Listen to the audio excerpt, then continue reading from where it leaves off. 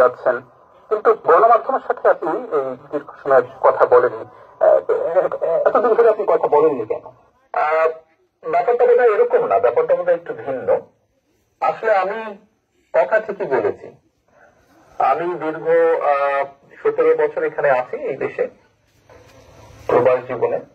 তবে আমার উপরে যখন দলের দায়িত্ব এসে পড়েছে তারপর থেকে আমি গ্রামে গঞ্জে আমার নেতাকর্মী সহ তাদের সাথে বিভিন্ন পর্যায়ে সাধারণ মানুষ যখন যেভাবে অংশগ্রহণ করেছে আমি সকলের সাথে কথা বলেছি। আপনারা নিশ্চয়ই জানেন, বিগত স্বৈরাচার সরকারের সময় কোর্ট থেকে রীতিমতো একটা আদেশ দিয়ে আমার কথা বলার অধিকারকে বন্ধ করে দেওয়া হয়েছিল। আমি যদি গণমাধ্যমে কিছু বলতে চাইতাম, হয়তো গণমাধ্যমের ইচ্ছা ছিল ছাপানো, গণমাধ্যম সেটি ছাপাতে পারত না।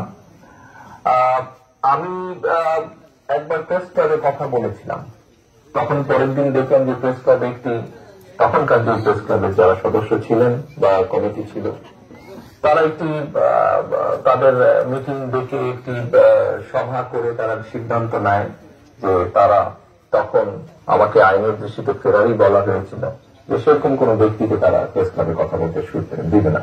এইভাবে তারা চেষ্টা করেছিল আমার কথা বন্ধ করে রাখতে। আমি কথা বলেছি সামাজিক মাধ্যম সহ বিভিন্ন পন্থায় আমি পৌঁছানোর চেষ্টা করেছি। আমি ইনশাল্লাহ পৌঁছেছি মানুষের কাছে। কাজে গণমাধ্যমে যে কথা বলিনি তা না, আমি কথা বলেছি, হয়তো আপনারা তখন কথা নিতে পারেননি অথবা শুনতে পারেননি, ইচ্ছা থাকলেও ছাপাতে পারেননি, হয়তো প্রচার করতে পারেননি, কিন্তু আমি বলেছি, আমি থেমে থাকিনি।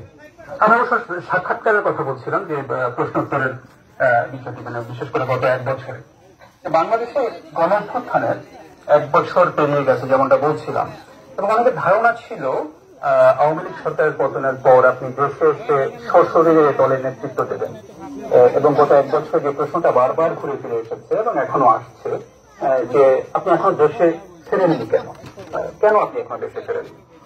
কিছু সঙ্গত কারণে হয়তো ফিরাটা হয়ে ওঠেনি এখনো, তবে সময় তো চলে এসছে মনে হয়।